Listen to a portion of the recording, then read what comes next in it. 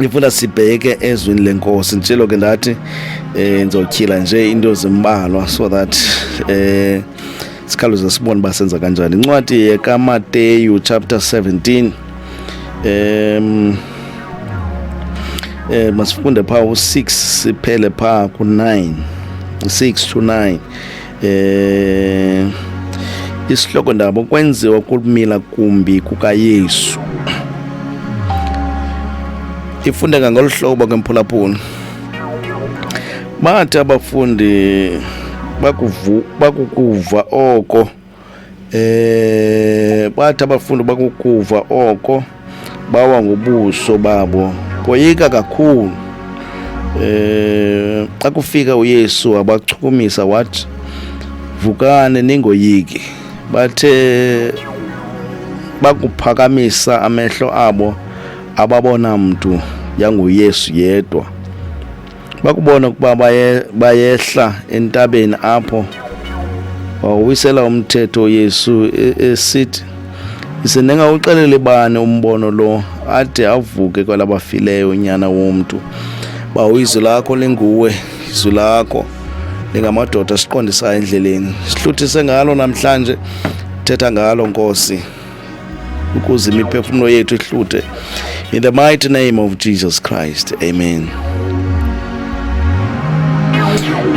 Namhlanje mphulaphula ndirhalela uba sigxile kula verse 8 ofundeka ngale ndlela. Bathe bakuphakamisa amehlo abo ababona mntu yanguYesu yedwa. Isihloko sentshumayelo yam namhlanje sithi ubona ntoni. Isihloko sentshumayelo yam namhlanje mphulaphula kulapho sikhona into ba ubona ntoni. Ngoba siyeva thina abafundi bakaYesu babona uYesu. Ngivumele mphulaphuli namhlanje ndithi kukhona abantu abathi benoYesu zakufika ingcingongo, zakufika izinto zibavalele ekoneni, bangamboni uYesu kodwa babone ingxaki.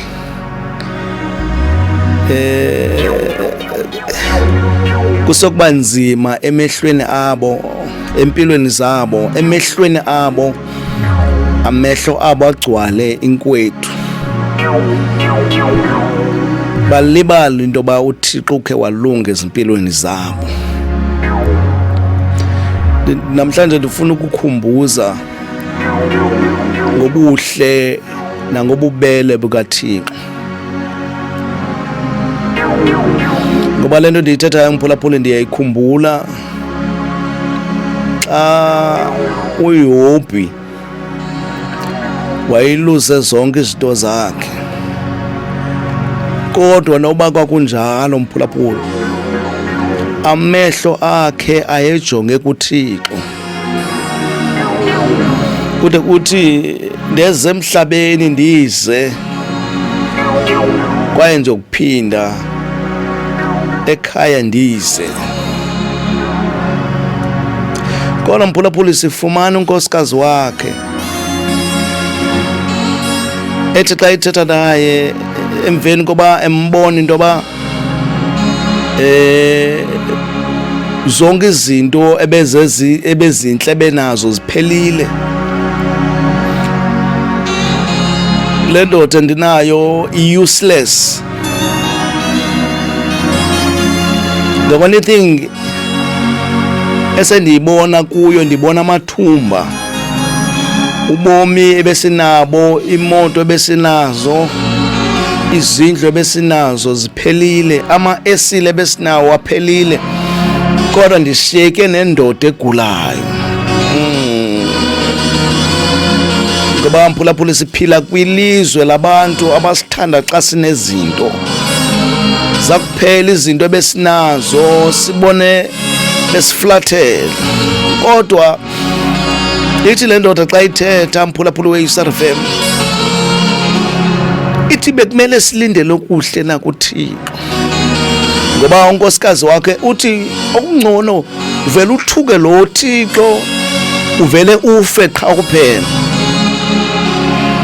Uthi xa ithetha besilindele okuhle kuphela nakuThixo. Yangathi le ndoda ithi awu understand na into yobana le ndikuyo yi-test. uThixo kukhona into afuna ukuzenza ezinkulu, ngoba Mphulaphuli siyayazi sonke into yoba kwi-meeting kaSathana noThixo uYobhi wayengekho, kodwa kwakudityenwe ngegama lakhe. Ndiyazi Mphulaphuli ngubani okudityenwe ngegama lakhe ngenye imini.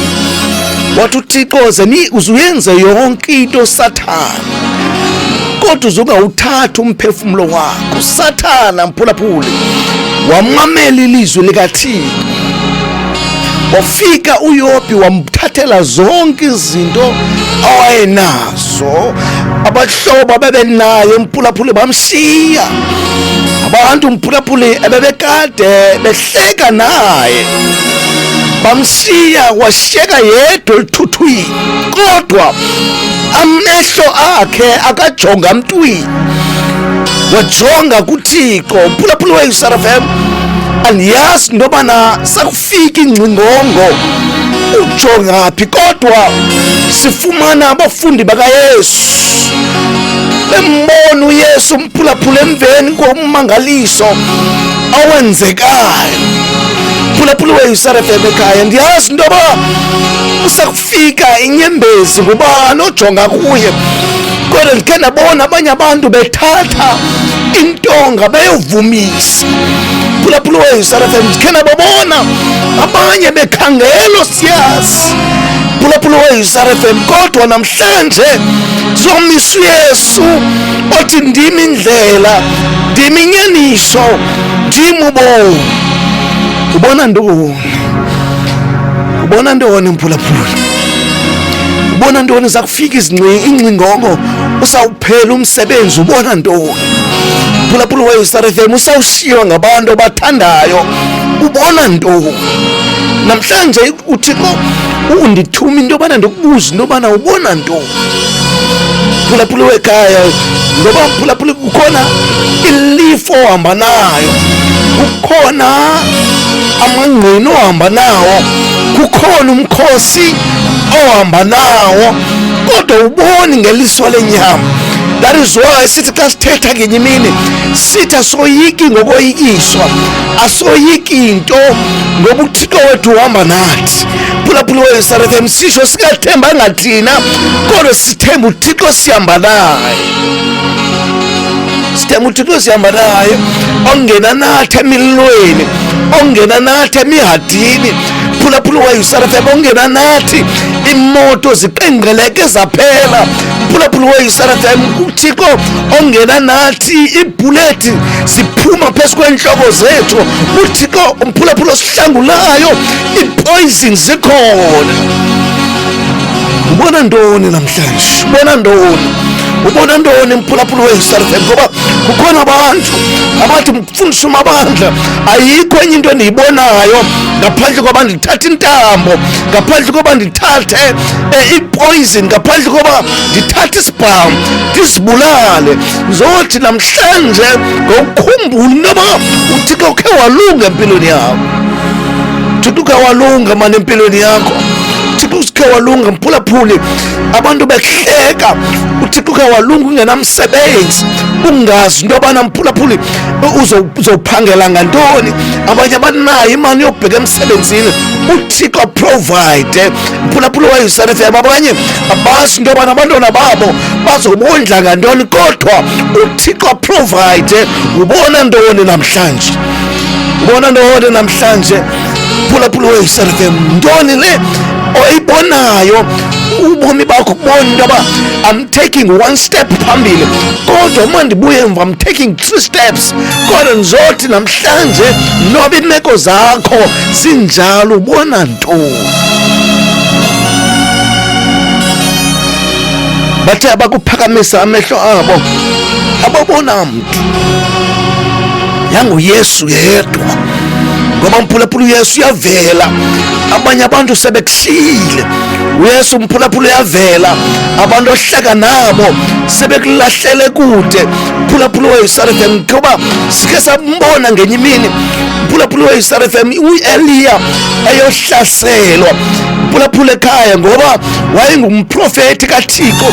Mphulaphula weSRFM sifumana abantu besithi lo nguye mani lo, sibabazama ukubahlasela abantu bakaThixo, asikwazi ufika kwesi sizwe.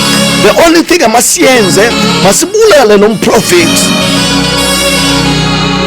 Mphulaphula weSRFM litshiso lenkosi bathi nxa befikile kuye wathi baleka uGehazi siya kuye esithi yes namhlanje siyafa ngoba iyade esikuyo ingqongiwe ngabantu abaphethe isabhamu, abantu abaphethe imikhondo. Wonke umkhosi ufikile ukusihlasela. Mphulaphula weSRFM mase ifika kuEliya lithi izwi lenkosi, uEliya zange ethuke, uEliya zange oyike ngoba he understood ndoba lo ngaphakathi kuye mkhulu kunani usezweni. I want you to understand mphulaphula weSRFM, usazophuma ubheke court, usazophuma mphulaphula uhambe ubheke kwi-interview, andifuna mphulaphula understand into yoba lo lapha kuwe mkhulu kunangaphandle, mkhulu kunangaphandle. Bayeke bahamba bawuzigaba, bayeke mphulaphula bawufutha, bayeke mphulaphula bahambe nezinto ezifakwe emlonyeni. Understand the one thing, into yoba you are not alone. You are not alone. You are not alone. You are not alone. You are not alone. Uthi ke mphulaphula xa ithetha ndiziyanga sokuyivaleni intshumayelo namhlanje. Uthi xa ithetha naye uthi athandaze kuThixo, athi Thixo kovula amehlo kalomfana. Lithi izwi lenkosi kwathi kunjalo uThixo wawavula amehlo, wathi xa ibona wabona lapho i-chariots, wabona ingelosi, wabona mphulaphula abantu bejikeleza indlu awayikuyo, wabona into yobana lo mkhosi esinawo mkhulu kulalo ngaphandle. Mphulaphula weSRFM ndiyamthandaza uThixo namhlanje into yoba awavula amehlo akho, ngoba le nto udala into yoba ubone ingxaki odibana nazo, it is because amehlo akho avaliwe lutshaba. Valiwe lutshaba. I want you to understand into yoba lungaphakathi kuwe, luhamba naye, bangazenza zonke izinto, baqhele mphulaphula weSRFM, badunuse benze zonke izinto, bahambe mphulaphuli benze izinto ezimdaka endaweni yakho, kodwa understand into yoba lungaphakathi kuwe mkhulu kunangaphandle. Ubona ntoni namhlanje? Ubona ntoni mphulaphula? Ubona ntoni? Ubona ntoni? Ndifuna usule ezonyembezi, ndifuna mphulaphula namhlanje uvuke ngomso, uhambela phezulu, uzibethe isifuba, uthi lungaphakathi kum mkhulu kunolungaphandle, ngoba ndimbonile uThixo endlulisa ezintweni ebendicima ndisoze ndidlule kuzo. Khona abantu ababendibiza ngamagama, khona abantu ababendithufela, khona abantu ababendenyelisa, khona abantu ababehlekisa ngam, kodwa namhlanje uThixo ndi-understand into yoba ukhe walunga empilweni yam. That is why namhlanje ndisithi uThixo ndihamba naye mkhulu kunalusezweni. Oh mphulaphula weSRFM, ubona ntoni mani? Ubona ntoni? Ubona ntoni? Ubona ntoni? Ubona ntoni? Kodwa namhlanje ndifuna into yobana ubone uYesu, ubone uYesu. Abantu bathi bebona imeko ophila kuyo, abantu bathi bebona indlela ophila ngayo, babuze into yobana lo mntu usurviva njani, lo mntu ubondla njani abantwana, lo mntu mani wenza njani, siyambona uyaphila, wenza njani. Uthi lo ndihamba naye, ndikhetha ungaziboni ingxaki endijongene nazo, kodwa ndibone uYesu ophilayo. Ndikhetha ungazihoyi izinto ezithethwayo, kodwa ndibone uYesu endihamba naye. Mngineni uYesu intoba uyaphila empilweni yam, ngoba ndandingulo owayijongelwa phansi. Malibonge igama likaYesu. Namhlanje mphulaphula ndizothetha nabantu abaninzi, kodwa kukhona abantu endizothetha nabo abathi mfundisi uMabandla, bendithi ndiza kubetha izinto, besithi za kundihlasela izinto, ndibonana ndiyohlala ekoneni. Kodwa namhlanje I understand into yobana uThixo endihamba naye mkhulu kunalusezweni. Lo Thixo endihamba naye uyingonyama yesixeko sakwaJuda. Lo Yesu endihamba naye ngulo othi onke amadolo ayagoba egameni lam. Lo Yesu endihamba naye ngulo uthi ndimi indlela, ngulo uthi ndimi ubomi, ngulo ndimi othi ndimi inyaniso.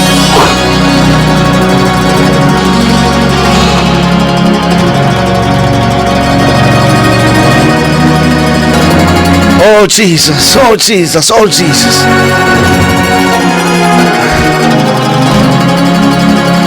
Mkhulu man, mkhulu Yesu ohamba naye, mkhulu man, mkhulu man. Bakhona bamthukayo, kodwa mphulaphula siye sithi sesihamba naye sikhumbule into yoba lo Yesu akhange simfunde eBhayibhileni kuphela, kodwa sesambona esihlangula, sesambona esikhupha ezibharini, sesambona mphulaphula weYerusalem esikhupha ematyaleni, sike sambona mphulaphula esihlangula, sike sambona mphulaphula ehamba nathi. Sizizinto ezingenanto, sizizinto ezingajongelwanga ntweni, kodwa uThixo wahamba nathi, uThixo wasiphakamisa, uThixo wasithintitha, uThixo wasenza abantu, uThixo wasenza amanene. That is why singenokwazi ukuthula, ngoba le nceba sayifumana mahala, kumele ukuthi siyidlulise mahala. Sodlulisa lo nceba namhlanje, sithi nawe ungangena ekhaya, ungangena ekhaya, ngoba uThixo kalijonga izolo. Phulaphula weYerusalem, he is interested kwingomso lakho.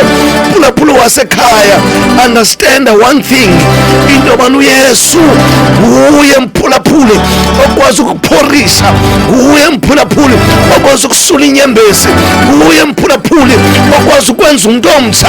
Babuzana abantu into yobana kwenze njani, ngoba siyamazi into yoba lo mntu lo wayilela esipotini, siyamazi into yoba lo mntu wayilala bahlelwe khona, siyamazi into yoba lo mntu wayengahloniphi mntu, kodwa kukhona into yangenayo yamenza umuntu omtsha. Ubona ntoni? Ubona ntoni? Ubona ntoni? Ubona ntoni? Namhlanje ungaqotha ababini nabathathu uthi ubona ntoni?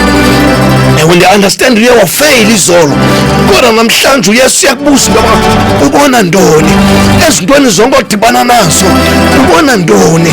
Uphakamisa ntoni? Wenzani? Zakubetha izinto phulaphula weYerusalem, ngoba khona into endiyi-understandayo, into yobana uma ubambela okanye uthathela umthetho ezandleni zakho, uThixo ubuye umva. Ngoba kukhona abantu mphulaphula uthi ndawuze ndingene emgodini ndingazange ndimxolele ubani, ngoba wandenza into ethile ngonyaka othile. Andiyazi uba ndithetha nabani namhlanje, kodwa ndizothi kuwe mphulaphula weYerusalem, isenokwenzeka into yoba uThixo khona apho ufuna ukufikisa khona, kodwa kukhona apho ubambelele khona. Ubona ntoni? Ubona ntoni? Ubona ntoni? Ubona mphulaphula amanxeba ubunawo izolo. Ubona ntoni namhlanje? Kodwa namhlanje ungambona uYesu ezobuhlangula ubomi bakho, uze uthethe ngendlela entsha, uthi bonani izinto zami zisuke zantsha, ngoba kukhona endimamkeleyo. Phulaphula weYerusalem, zani nibone kukhona lo mntu ondixelela izinto ezingaziwayo ngabantu. Ziselo ndoda namhlanje ethi lo ngunyana wam endikholisiweyo nguye, mveni yena. Phulaphula weYisar FM ngenye imini ehamba mphulaphula weYisar FM esibheka isiteko esibheka iMouse mphulaphula weYisar FM bebuzana bencokola amadoda bethi hayibo lo muntu ebesingithembile into yobona uzabahlangula isizwe sakwaJuda ubulewa mphulaphula ubethelelwe emnqamlezweni siphelelwe lithemba asiyazi into abanasothini wafika uYesu phakathi kwabo wathi madoda kwenzeka ntoni nathi matsha nje kwenzeka ntoni ngoba mphulaphula kukhona abantu namhlanje abathe matsha ababhidwe zizinto zobomi mphulaphula weYisar FM kodwa ngizothi kuwe namhlanje uYesu ufikile nakweyakho impilo dala ukhala udala mphulaphula usiva kabuhlungu kodwa mphulaphula uzophendula imibuzo ungayazi nobona uzayiphendula njani kwenzeka ntoni madoda athi xa imphendula ingaba nguwe wedwa nomhambi kweli lizwe school ingaba nguwe wedwa umhambi na apha eJerusalem ngoba wonke umuntu uYesu ngundaba mlonyeni kuthethwa ngale ndoda bese sithi isizwe sakwaJuda somangayo mphulaphula weYisar FM yethu lenkosi kwathi kusenjalo amehlo abo ayivaliyo ngoba mphulaphula sometimes amehlo yakho ayavalwa athi uYesu enqonqoza athi ndime emnyango ndinqonqoza kodwa ungamuhoyi hoye ezinye izinto athi uYesu esithi ndime emnyango ndinqonqoza uhambe mphulaphula ugoye zakho izinto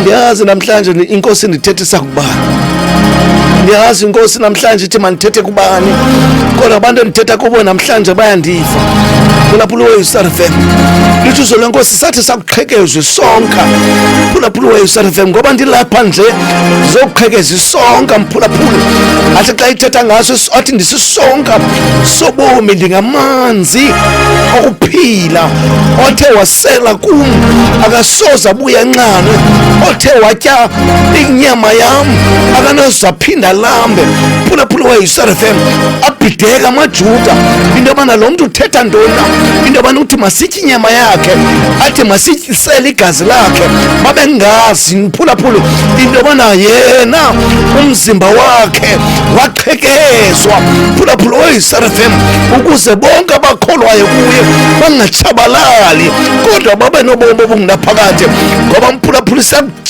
sakutshatyalaliswa lenyama usawuchithwa lidokodo usawuchithwa lomkhukhu sinekhaya elingakhiwanga ngazandla mphulaphula weYisar FM elisekhaya ezulwini ikhaya mphulaphula weYisar FM elingakhiwanga ngazandla ikhaya mphulaphula weYisar FM athi xa ithetha ngalo uYesu athi anazi na into yobana ekhaya kukhona mphulaphula weYisar FM izinto ezilungiselelwe nini ubona ntoni namhlanje hayi mphulaphula mandikuyeke mphulaphula weYisar FM ubona ntoni namhlanje vula namhlanje sithi mphulaphula zifika zokunetha uthi andijonganga zonke ezi zinto mna uthi ndiwaphakamisele ezintabeni amehlo am ngoba khona into endiyazi into yobana uncedo lwam luvela kuYehova uncedo lwam aluveli kwenye ndawo luvela kuYehova ewe zingandinetha kodwa khona imini apho sosulwa khona inyembezi ewe zingalibetha kodwa kukhona imini uThixo azokushaya ihlabekisa ngempilo yami balibonge igama lenkosi funa ukuthi namhlanje lo magama makakusikelele mphulaphula uphuma usithi ngomso lungaphakathi kwami mkhulu kunalo sezweni. Uphuma usithi Mphulaphula ndiyamazi umhlengi wami uyaphila. Yothi noba le nyama seyidlavuliwe kodwa yeme phezu kwethulo lomhlaba awuhlangula umphefumulo wami. Ngoba Mphulaphula lithi izwi lenkosi wehla wabheke eHadesi, wafika Mphulaphula wasithatha isithixo wabavulela bonke abakholwayo ubomi obungunaphakade. Lithi izwi lenkosi uhlele ngasekunene kayise uyasitahuzisela izono zethu. Mphulaphula weStar FM ekulileni kwakho yazi noma uThixo ukufitshana kwinhliziyo ezityumkileyo futhi uThixo akazidele inhliziyo ezityumkileyo. Mphulaphula weStar FM osukeme amenga kwicala lakho. In the mighty name of Jesus Christ. Amen and amen. Abantu abaningi bazi ukuthi khona thinazo